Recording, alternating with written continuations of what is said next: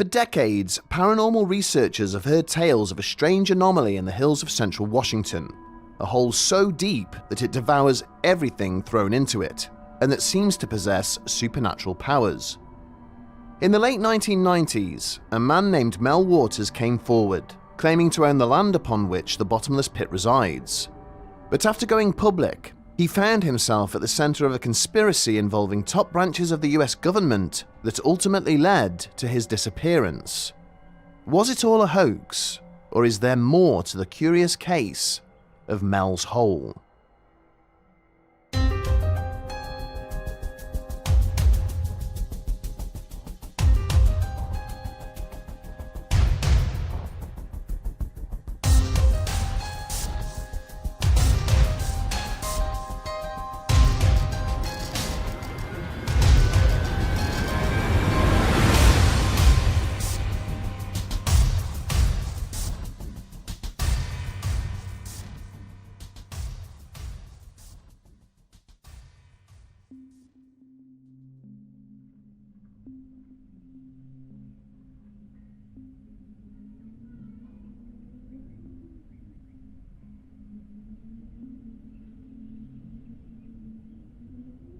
Mankind has always had an obsession with what lies beneath our feet. The existence of natural caves, wells, and pits has only served to deepen this fascination over thousands of years. Eventually, people began to theorize that there might be holes in the earth that are so deep they could take you to another place, or perhaps even another time. In ancient Hierapolis in modern-day Turkey, there was a temple known as Plutonian, which the priests of the day believed contained a cave to the underworld. It's said that any man who approached it would drop dead instantly, and that even birds who flew too close would fall to the earth, dying before they even hit the ground. For decades, Plutonian was the scene of bizarre animal sacrifices, in which celebrants would place the beasts near the mouth of the cave and simply stand back as they perished in the toxic air. There was also said to be a fabled pit located in the center of Houska Castle, a foreboding 13th century structure outside Prague. For centuries, rumors have swirled that the castle, which lies in an otherwise unremarkable area of wilderness, was only built to keep people away from accessing a bottomless hole said to lead directly to hell. As far-fetched as it sounds, architectural plans seem to indicate the castle was designed with its fortifications facing inwards, as if its purpose was to keep something from getting out rather than getting in. The architects even decided to place a chapel around the pit itself, a last-ditch layer of godly protection against whatever horrors might emerge. And then there is Mel's Hole. At first glance, the story of Mel's Hole seems to lack the significance of its ancient counterparts. Yet there is good reason why the tale of this American bottomless pit has captivated the world for nearly 30 years. Perhaps it is the earnestness of Mel himself, or how his story so perfectly ties into established paranormal lore. Either way, it all started with a phone call. On the evening of February 21st, 1997, a man identifying himself as Mel Waters called into the late-night radio show Coast to Coast AM. One of the most popular shows of the era, the broadcast had a reputation for entertaining the fringe and the fantastic. But even host Art Bell, a veteran of the paranormal airwaves, seemed genuinely stunned by what he heard that night. In a sincere, matter-of-fact manner, Mel told Bell and his audience that he owned a parcel of land about 9 miles west of Ellensburg, Washington. Tucked away on this remote property was what he called a bottomless hole, which he described as being roughly 9 feet across and lined with stones. Upon purchasing the land, he learned that nobody knew where the hole had come from, or when it had been dug. He only knew that the locals had been using it as a dumping ground for decades. Not wanting to drive into town to dispose of their rubbish, people in the area had simply gotten used to throwing food, broken furniture, appliances, and even livestock carcasses into the void. The strange thing about it, Mel said, was that the hole never seemed to fill up, and nothing that was thrown into it could ever be heard striking the bottom. In fact, no sound emitted from the hole at all, not even an echo. As Bell pressed the caller for more information, Mel explained that he had recently started performing experiments on the shaft, with some rather surprising results. The two men didn't know it at the time, but the conversation that followed would completely alter both of their lives. Talking to his proxy audience via Art Bell and Coast to Coast AM, Mel began to recount a series of bizarre tests he had performed on the hole in recent months. Having seen firsthand how people could throw objects down the hole without it producing any sound, Mel first decided to try and get a more accurate measurement of the pit's depth. So, he took a spool of high-tensile fishing line and weighted it with a 1-pound lead sinker. Using the line itself as measurement, he began slowly lowering the sinker until it hit the bottom. The problem was, it never did. Upon running out of line, Mel simply went inside to get more. After doing this several times, he realized that he'd put tens of thousands of feet down the hole without a single bit of resistance. In total, he claimed he'd tied together at least 80,000 feet of fishing line, more than 15 miles, and had yet to hit the bottom. There was no sound, no vibration, no indication that the weight had touched anything at all. Realizing that he wasn't going to solve the puzzle of the hole this way, Mel took to other methods. He had already noticed that his dogs behaved in an extremely strange manner whenever they were in its proximity, as did birds and other wildlife. His own dogs would barely get near the pit and would sometimes bark and bite at the air whenever they were around it. And come to think of it, Mel didn't even recall seeing any insects near the mouth of the hole either.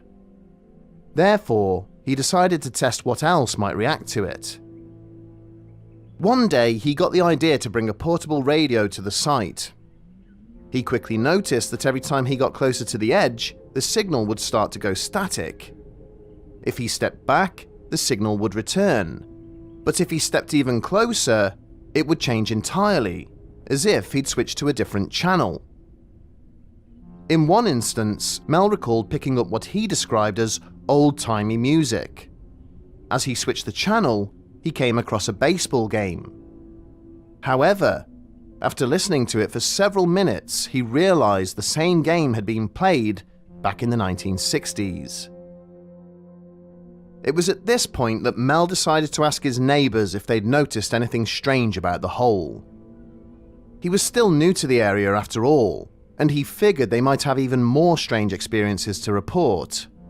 And he was right. During a discussion with one of his neighbors in which Mel described how his dogs acted so strangely around the hole, the man he was speaking to recounted how he had lost his own dog some time prior. Not wanting to bother digging a grave, he simply threw the deceased animal down the hole. But that wasn't the strange part. The man went on to say that his dead dog reappeared several days later. Apparently, he was walking through the woods when he came across an animal that bore a striking resemblance to the one he'd just disposed of. Upon getting closer, he realized that it was the exact same dog, with an identical coat, coloring, and collar. Thinking that his old pal had been resurrected, he called out to it, only to have it ignore him and run away. By this time, Mel had been speaking to Art and his audience for over an hour.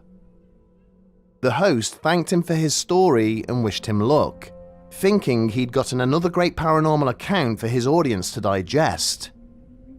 But this would hardly be the last time Mel and his bottomless hole would feature on Coast to Coast AM. From 1997 to 2002, he would become something of a regular on the program, and each time Mel called, his story would take a new, shocking turn. Almost immediately after his debut, circumstances with Mel and the hole began to change. It started with small things, strange cars passing slowly by his property late at night, and people he'd never seen before walking the roads near his land. Not long after that, he and his neighbours began to see unmarked black helicopters flying low to the ground at all hours. Then, things took a more dramatic turn. Arriving home from a trip into town one day, Mel found that the access road to his property had been blocked by armed military personnel. When he inquired as to what was going on, a soldier told him that there had been a plane crash on the property and that the government was mounting a recovery operation. This seemed strange, as there had been zero reports of any crash back in town, and Mel couldn't see any signs of smoke or fire anywhere. After pushing back and asking to speak to whoever was in charge, Mel was confronted by a man in civilian clothes. To his shock, he was calmly informed that the property had been reassessed, and that the land was now under federal jurisdiction for reasons of environmental safety. But there was good news, because the government was going to pay Mel $3 million a year to lease his land. In exchange, all he would need to do was sign a non-disclosure agreement, leave the country, and never come back. Recognizing the underlying threat, Mel took the deal and spent the next 2 years living in Australia.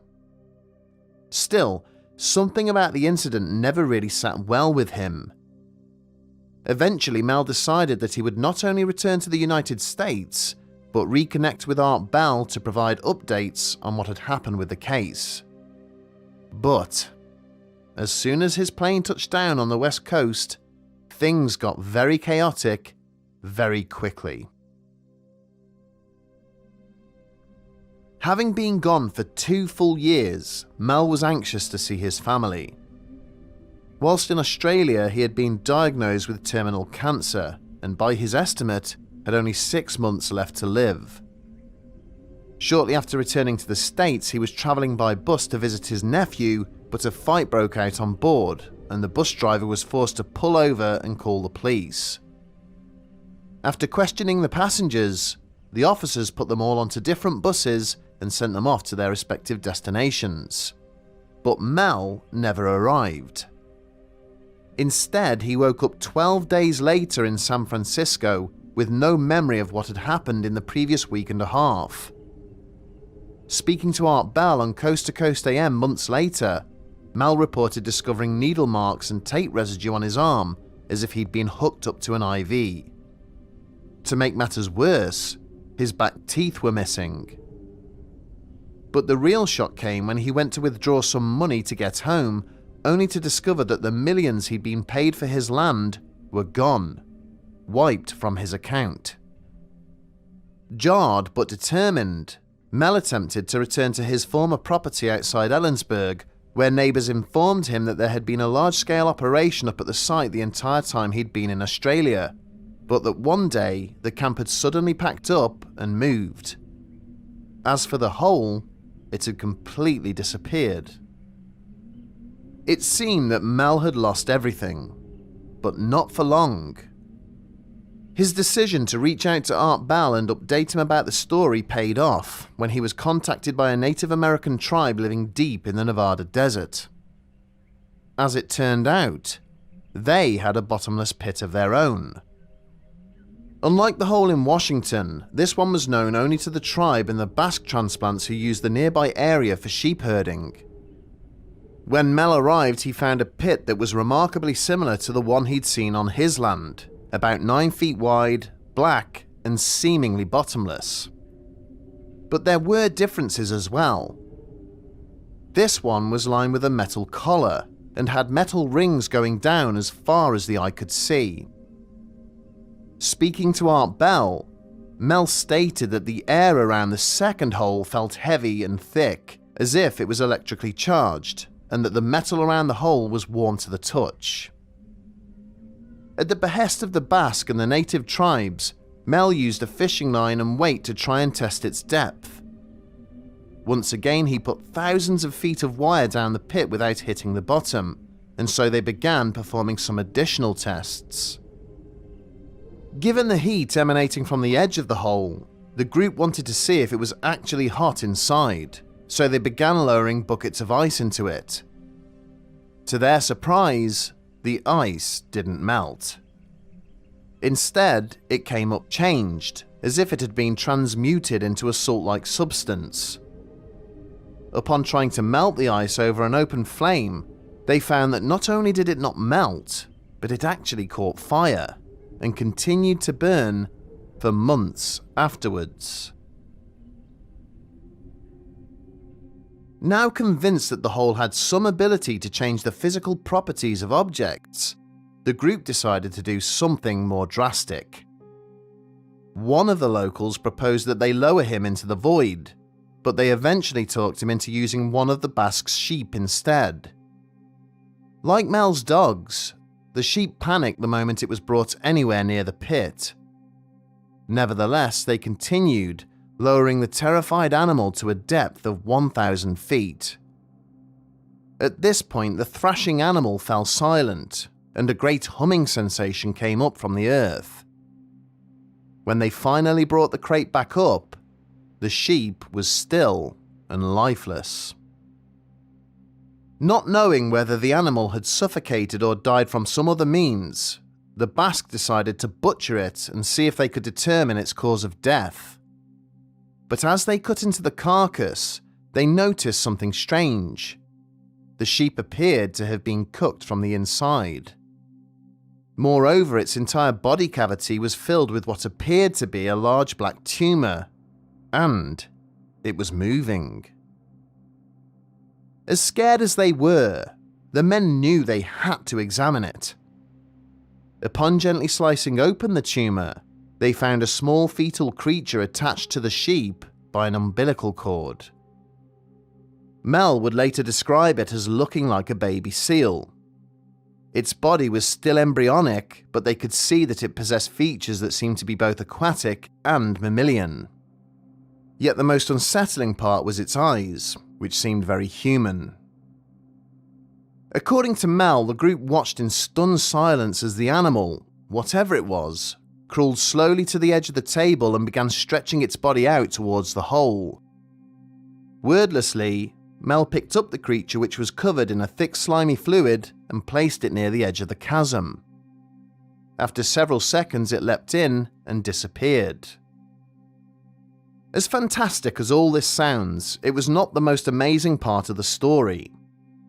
After returning from Nevada, Mel went to visit his oncologist, only to discover that he was now, suddenly, 100% cancer-free.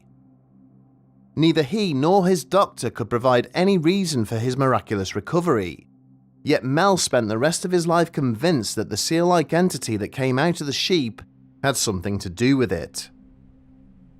In 2002, Mel made his last appearance on Art Bell's Coast to Coast AM show. After 5 years of dealing with 2 bottomless pits, losing his land and fortune, and being somehow cured of terminal cancer, it seems he had finally had enough. He never called into the show again, and he did not respond to emails or messages. Rumors say that he was abducted, and that this time his memory had been erased permanently. Whatever the case, Mel was an old man by the time he left Nevada.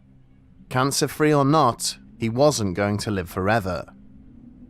But as far as the site itself was concerned, the secret was already out, and with the military gone, it was only a matter of time before someone tried to locate it again. From the moment Mel's story hit the airwaves, people have wanted to see the hole for themselves. This became much more difficult in the years it first came to light, as Mel was adamant that the military had taken possession of the property and would keep any intruders out, potentially with deadly force. But as time went on and the internet and satellite imaging technology became more and more widespread, new people uncovered the location of the mysterious chasm, even though footage of the hole itself remained scarce. Some say this is because the hole has long since been covered up by the military, an assertion that seems to corroborate what Mel said in the years leading up to his disappearance. Then, sometime in the 2010s, a disturbing video circulated online that claimed to show a research group using a drone to explore the hole. Using archived satellite imagery, radio transcripts and old topographic maps, the group had worked for months to triangulate the best possible location of the Ellensburg site. Eventually, they were able to locate a circular depression that they agreed fit the known evidence. Since the area was remote and access was blocked off, the team decided to send in a high-tech aerial drone. Equipped with thermal imaging and high-resolution optics, the small device was able to fly over the forest canopy, scanning for signs of disturbance. After some time, it found a spot where the soil looked darker than the surrounding area. As the team flew the drone closer, it finally revealed a large hole matching the description provided by Mel all those years earlier.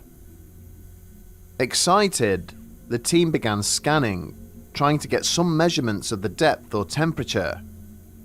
However, as they flew the drone closer, the readings began to fluctuate wildly. Next, the drone's GPS began to send back errors, as if it was having trouble determining its exact location. Seeing that the video camera on board was still recording, the crew lowered the drone into the hole, fighting to maintain control of the device amidst the static. But after just a few seconds, it simply went dead and fell into the pit, never to be seen again. The video of this incident immediately made the rounds on the internet, yet no group has come forward to claim that they were the ones responsible. Within a few weeks, rumours began to circulate that there was new activity around the area. Was it all a coincidence, or had the military gone in to finish the job before someone else decided to go exploring? As with the rest of the story, we may simply never know. So what are we to make of Mel's story? Skeptics are, of course, quick to point out that it all seems quite contrived. Nobody save Mel himself has ever come forward to claim that they have seen the hole or know where it might be located. Moreover, no public records exist for a Mel Waters in Kittitas County. Was he using a pseudonym to protect his identity? That's one answer, but one might also argue that he simply never existed in the first place. Expeditions to find the site, including a highly publicised one in 2002 led by tribal medicine man Gerald Osborne, have all been in vain. And though satellite images have occasionally shown strange depressions in the area, none have matched the description precisely. The best potential match was later identified as an old well, and it most certainly wasn't bottomless. To many, Mel's tale seems like exactly the sort of story Art Bell might use to create buzz around his radio show. He is the only person who claims to have sent people out to the site, stating in one discussion with Mel that his team found tread marks and boot prints that seemed to indicate the military had been there. Of course, it's equally plausible that Mel was pulling Art's leg, a bored old man telling stories on a late-night radio show as a means of entertaining himself. The science is pretty firm on bottomless pits. In his first interview, Mel claimed to have put more than 80,000 feet of fishing line down the hole, a depth equivalent to nearly 3 Mount Everests. Not only does it seem unlikely that someone would have that much fishing line on hand, but geologists argue that the line itself would dissolve from the heat of the Earth's crust. As for the hole itself, it's largely agreed to be geologically impossible, as it would completely collapse in on itself before reaching anywhere near that depth. Unless, of course, it had its own special properties which defied the laws of physics. More open-minded people feel that the hole doesn't have to exist physically to exist. They argue that it could be a portal, a sort of gateway to another place or time. Mel was adamant that there was something unnatural about the pit on his property, something that terrified animals and caused electronics to act strangely. If the later drone footage is genuine, This would corroborate what he said happened to his radio. Could the pit represent a rift between space, time, or both? That would explain the fact that Mel's radio seemed to pick up old broadcasts and baseball games from more than 3 decades ago. And what of its effect on living matter?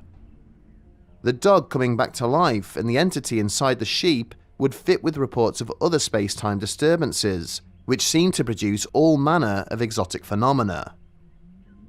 In the end, one of the best arguments supporting the possibility that Mel was telling the truth could come from the very people trying to debunk him. A widespread claim by skeptics is that Mel used a service called Terra Server to find a blacked out area and then simply claim that his land was inside those coordinates. That way, web sleuths who looked up the property would see evidence that the government was indeed trying to keep people from accessing topographical maps of the area. The only problem with this theory is that Terra Server launched 6 months after Mel made his first call into Coast to Coast AM, meaning there was no way he would know the area would appear blacked out after the fact. Many people maintain that Mel's Hole is a classic case of myth building, a story born on the airwaves and kept alive by the internet. But if that's true, why does the land where the hole once existed remain so secretive? There's no getting away from the fact that Mel's Hole reads like a campfire story, but others argue that it's a tale of a man who encountered a remarkable phenomenon only to have the government destroy him and his livelihood to keep it a secret. Skeptics might argue it's a geological impossibility, but believers claim that the hole doesn't have anything to do with science and doesn't have to. We may never get to the bottom of this tale, literally and figuratively, if indeed the hole ever existed at all. But the story endures, not because of proof, but because of possibility. In a world driven by facts, there's still room for the unexplained. And perhaps that's what makes this legend so intriguing.